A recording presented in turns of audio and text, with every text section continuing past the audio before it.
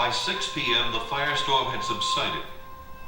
The storm lasted only 4 hours, yet it spread over 480 square miles and destroyed the towns of Hinckley, Pokegama, Mission Creek, Sandstone, Miller, and Partridge.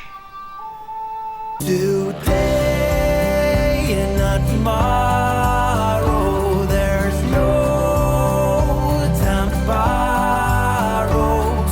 Today, well, something's gotta give. Today is a good day. Today and not tomorrow, there's no time to borrow.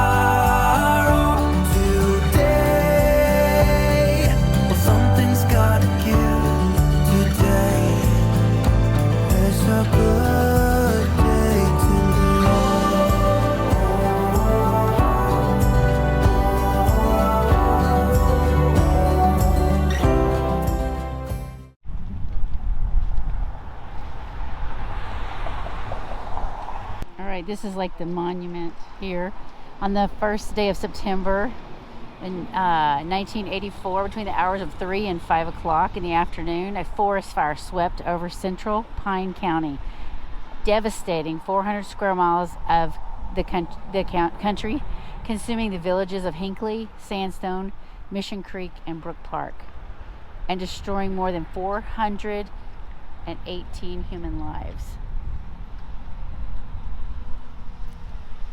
So this monument was erected by the state of Minnesota in memory of the 418 men, women, and children who perished in the Great Hinckley Forest Fire. And it was dedicated September 1st, 1900.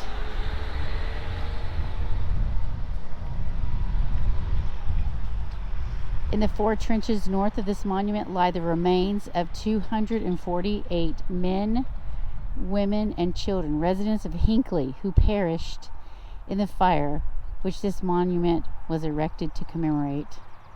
And so as we turn, you can see that it's just marked off by these chains, and you can kind of see the 4 trenches that are there, and this unmarked grave for those people who died in that great fire. Hi, welcome everybody. We're in the little town of Hinckley, Minnesota. What are we here to see? We're here today going to a fire museum. A fire museum? Yeah. What? Yeah. It has to do with, I guess, a really huge fire they had way back in the 1890s. Destroyed a lot of property. It was a big wildfire. And unfortunately, a lot of lives were lost during that fire. Yeah. So we're going to go check it out. All right, come along with us. The Hinckley Fire Museum. We started in the gift shop. They're only open Thursday through Sunday, 10 to 5, and that is from like Memorial Day to about mid-October. It's based on the weather. It's fairly cheap to get in. It's $5 for adults, $4 for seniors, $2 for kids. Oh, and 6 and under is free. Right across from the museum is their nice, modern fire department.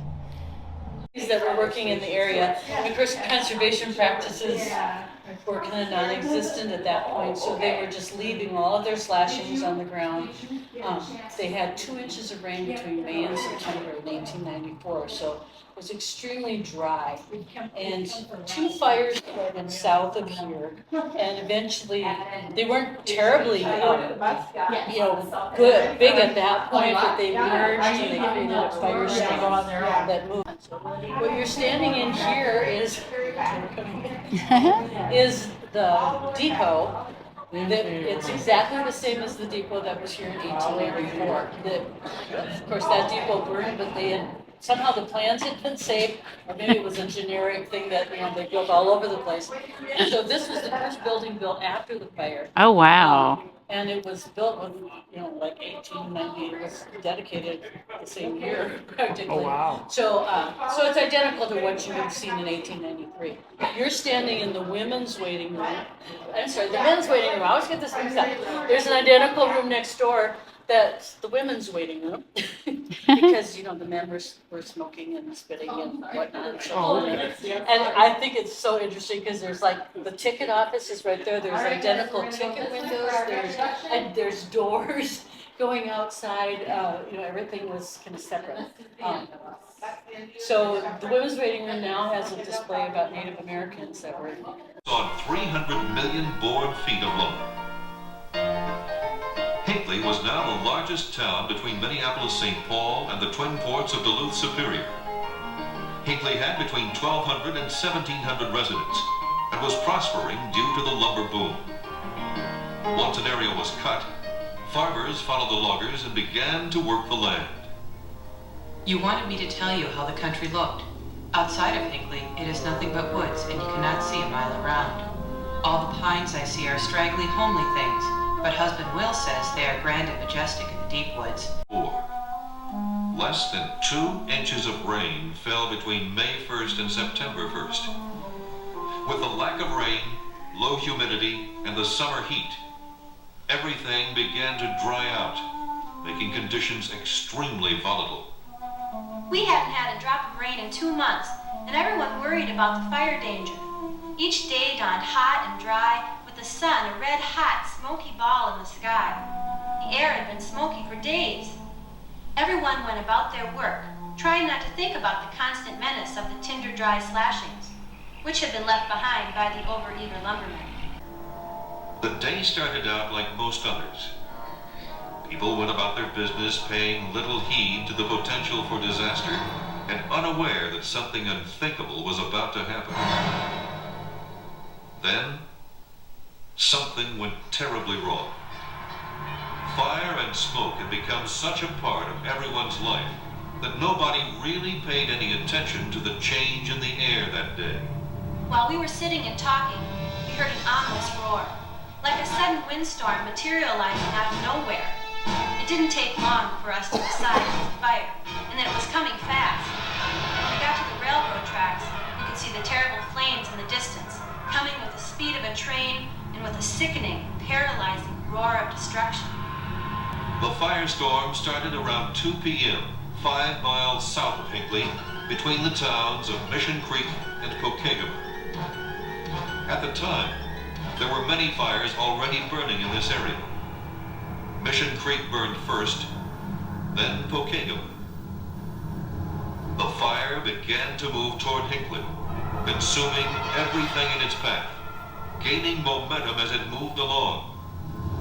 The firestorm became so intense in such a short period of time that it caught everyone by surprise.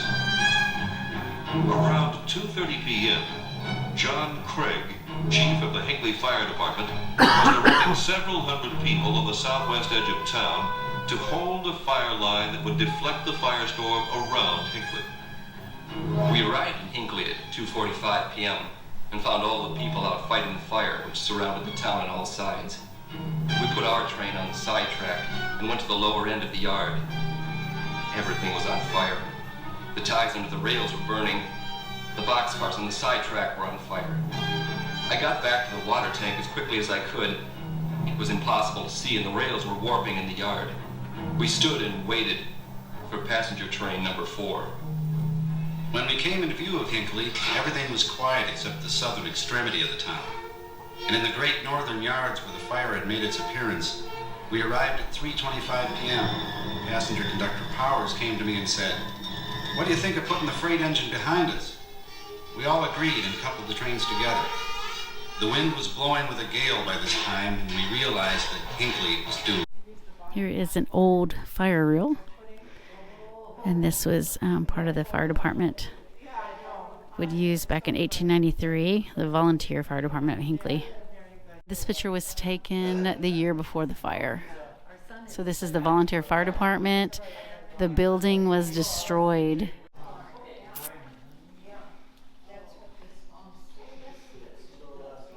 Just kind of a painting of this. One of the trains caught on fire and they stopped at the Skunk Lake, and that's how they lived. So you can kind of see in the center here, all the people that are in there survived by getting off that burning train and jumping into that lake. So it's quite a depicted mural of how things happened, and it happened so quickly. Soon after the train crossed over this bridge, it burned down, and there were people in the river that watched it and witnessed it. They have a register here of the 418 dead, and then also the 3,081 survivors. The death toll is not accurate. They said more people were found later, and it doesn't account for any of the Native Americans who died during the day. This Bible survived the fire, and it gave the family hope when they saw that it survived. They have a book here of the fire story survivors. So it's just different stories from the survivors and what happened to them during this time.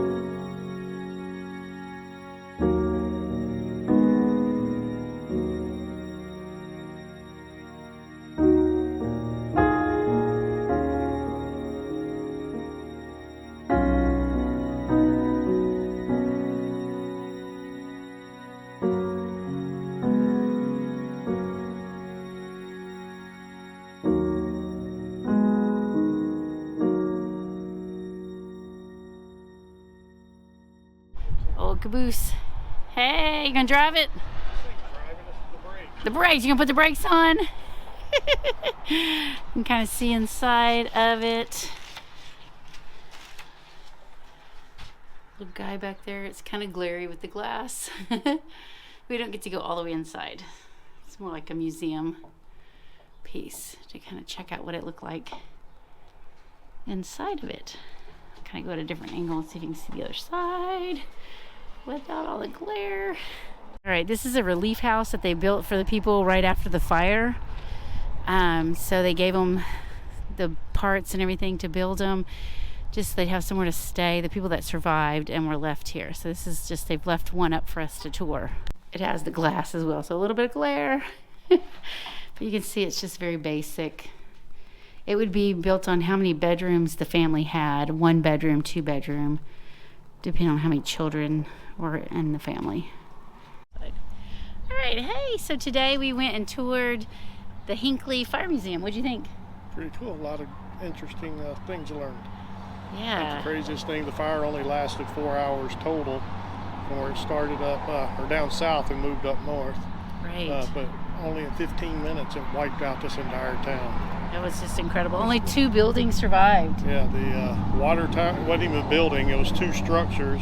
One was the water tower and then the roundhouse. Yeah, everything else was totally destroyed. It's just like amazing. People had to go into the rivers and lakes to survive.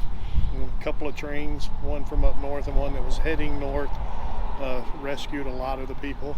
Yeah. But still over 400 people lost their lives. Lost their lives. It's super sad in that sense. And they've learned a lot about conservation and fire management from that. From forestry. And forestry and stuff like that. So a lot was learned and just a neat experience. So hopefully someday you get out this way to Hinckley, Minnesota and you check it out. Yeah, admission's only $5 a piece. Yeah, it's pretty cheap and it's pretty fun. The people there that work there are amazing. All right, so you go out and find your adventure.